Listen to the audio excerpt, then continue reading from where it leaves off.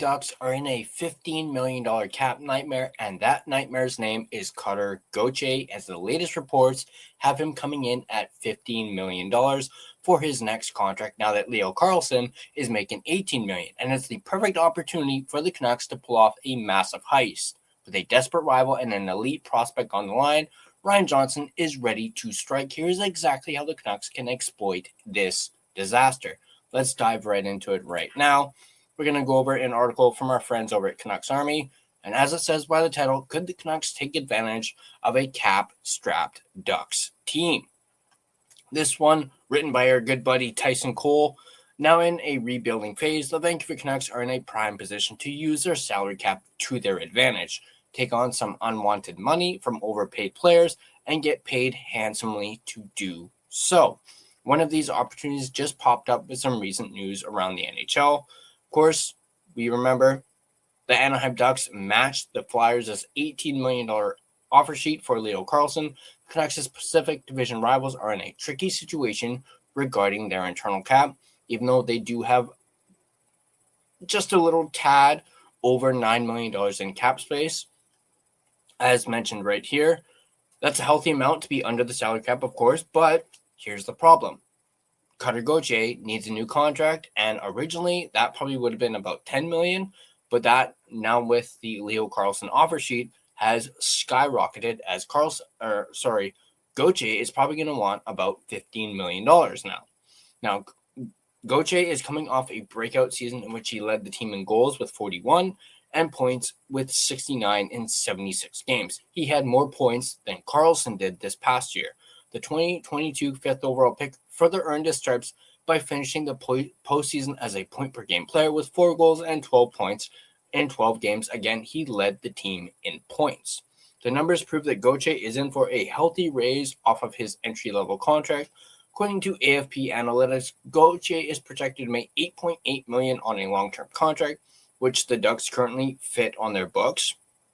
He likely would have come in a bit higher because of the rising cap roll, but that would have capped out at $10 million, between $10 million and $11 million. However, now with Carlsson setting a new internal cap standard, Gauthier's numbers skyrockets, and he's got a good case for it. He finished tied for 11th in goals across the league, had 2 more points than Carlsson. Gauthier doesn't play the premium position like Carlsson does, but goal scorers get paid in this league. According to Daily Faceoff insider David Pagnotta, Gauthier is likely closer to the $15 million range. And here's a tweet from NHL Rumor Report. The talk was 12, 13 million for for Leo Carlsson and between 10 and 11 for Gauthier. Offer sheet comes in on Friday. Gauthier is now in the $15 million range. Luckily for the Ducks, they won't run into the same issues they did with Leo Carlsson, as Gauthier is a 10.2C RFA, which means he cannot be signed to an offer sheet. So Gauthier loses a little bit of leverage in that scenario, and it wouldn't be surprising to see Ducks GM Pat Verbeek play hardball with him and drag this on until the end of the summer, as he has with most of his other RFAs. The danger with that is that if the Ducks make any other moves, say to fix their blue line, because it is absolutely terrible, Gauthier will make his case for why that extra money should go his way. While Gauthier should be first on the Ducks' to-do list, which I completely 100% agree on, they certainly need to show up their back end. Anaheim, of course, lost John Carlson, Radko Gudas, Jacob Trouba, and Olin Zellweger this offseason, only bringing in Nick Jensen as a replacement. This now leaves the Ducks' defense corps looking like this. You have Jackson Lacombe on the left side, Tristan Luneau on the right side, Pavel Mintyukov, fresh off his extension, on the left side, Ian Moore on the right, Tyson Hines on the left, and then, of course, you have Nick Jensen. That's looking like a pretty bare defense corps, with the exception of course, Lacombe and Mintyukov. Hines is still a rookie. Lacombe obviously being their top defenseman there, but he can't do it all himself. Now, maybe even more of a struggle for the Ducks to keep the puck out of their net this upcoming season than it was last year with this particular defense corps. Regardless of whether they need to free up money to sign Gauthier or fix their blue line, they will need to shed some money before the season starts. So who are some of those potential cap dumps? Let's take a look at them. First up, we have Alex Killorn. Killorn, 36, is coming off a season scoring 15 goals and 18 assists for 33 points. The winger from Halifax, Nova Scotia, signed with the Ducks in 2023 after spending the first 11 years of his career with the Tampa Bay Lightning, capturing 2 Stanley Cups along the way. He is in the final year of his contract, which pays him $6.25 million annually, so he's projected to be one of the most likely to be moved by the Ducks. His veteran leadership is an asset in the locker room for a young Duck squad, as he currently is wearing an A on his sweater, but with budding stars on the rise, Killorn may be in for a bottom 6 role this year, and at $6.25 million, that's a little rich for that role. Next up, we have Frank Vatrano, whom we talked about in our previous video. Vatrano, 32, had a difficult first year of his contract, following 3 straight seasons with over 20 goals and 40 points, topping out at 37 goals and 60 points in 23-24. The 5'11" winger found himself in and out of the Ducks' lineup. Vatrano saw his minutes decline from 18 minutes in his first 3 seasons to sub-12 minutes last year. He played just 50 regular season games last season, scoring just 5 goals and 9 points, and did not feature in any of the Ducks' 12 postseason matches. The writing is on the wall that a fresh start may be best for both sides. However, the issue comes in Vatrano's contract. He carries a $4.57 million cap hit, but he signed a unique contract in which $3 million is deferred salary. As a result, he will be paid $900,000 per year for 10 years beginning in 2035, per Puckpedia, which is very interesting. Now, in a world where the Canucks are living by the money in, money out philosophy, seems highly unlikely that ownership would sign off on bringing in a player they would have to pay $900,000 for 10 years, starting 9 years from today. Now let's take a look at what assets could the Ducks attach to the likes of Killorn or a Frank Vatrano. Obviously, draft picks. Currently, the Ducks have plenty of draft picks they could use as potential sweeteners to package with one of those cap dumps to entice teams. For the 2027 draft, Anaheim has their first-round pick, 3 second-round picks, their own, Detroit's and St. Louis's, their own 5th and 6th round picks, and 2 7th-round picks, their own, as well as Calgary's. Following 2 seasons, they have all 7 of their draft choices. Next up, we have, obviously, prospects. As a team that just blossomed from its rebuild, the Ducks have plenty of prospects in the pipeline. We can probably rule out first-round prospects like Roger McQueen and Stian Solberg, as well as the 5 2026 draft selections, Nikita Klepov, who is 15th overall, Marcus Nordmark, who is 28th overall, Jaden Kurtz at 45th overall, Mathis Preston at 50th overall, and Ryan Chudzinski at 82nd overall. There are some intriguing 2nd and 3rd round prospects that the Canucks could pry off in a potential cap dump deal if they prefer that over draft picks. You have Eric Nilsson, a 19-year-old 6-foot winger who scored 3 goals and 11 points with Michigan State in the NCAA.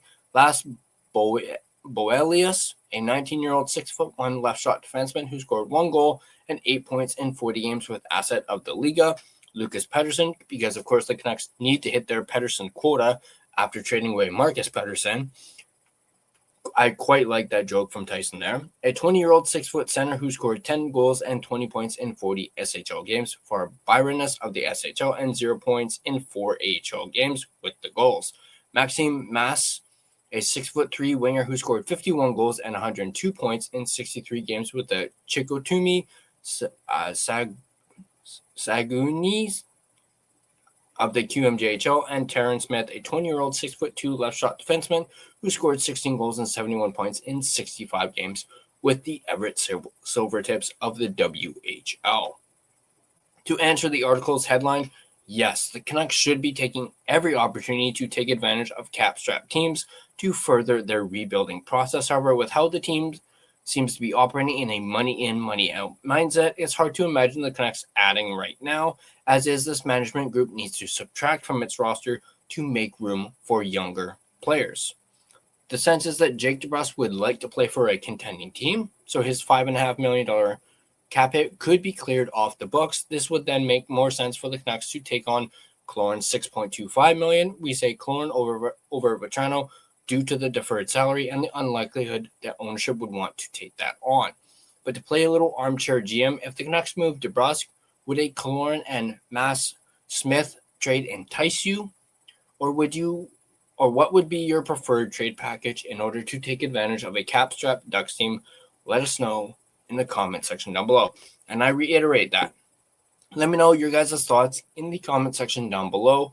Who would you like the Canucks to get, take advantage of the Ducks? Would you guys like a guy like Killorn? Yes, he's 36 years old, but he could maybe help with the youth in the Canucks lineup. And also, we could maybe offload Jake DeBrusk to the Anaheim Ducks in that move. Let me know your guys' thoughts in the comment section down below. And of course, if you guys enjoyed this breakdown, on your way out, you can like the video and subscribe to the line change for more Canucks, NHL, and offseason related content. You can also become a member of the line change by hitting that join button. And now a quick and important message from our friends over at DraftKings. It all came down to it, a best-of-6 battle that saw the Carolina Hurricanes emerge as the Stanley Cup champions. Now as we enter the offseason, DraftKings has you covered every step of the way. The DraftKings Sports app is now available in all 50 states and includes all markets. Sweat every shift of the series all in one place with one app. New DraftKings customers sign up with code THPN, spend $5 to get $200 in rewards within 21 days. That's code THPN in partnership with DraftKings. The crown is yours. Bet with DK Sportsbook. Gambling problem? Call 1-800-GAMBLER. 1-800-MY-RESET. New York, call 877-8-HOPE-NY or text HOPE-NY. Connecticut, call 888-789-7777 or visit ccpg.org. On behalf of Boot Hill Casino in Kansas, that text pass-through may apply in Illinois. 21 and over. Void in Ontario. Event contract trading with DraftKings predictions involves risk of loss. Sportsbook bonus bets expire in 7 days. $50 in predictions dollars issued weekly for 3 weeks expire in 1 year. Redeem one non-withdrawable reward. Availability varies. Predictions offer void in New York. Ends June 28. Terms at dkng.co/audio.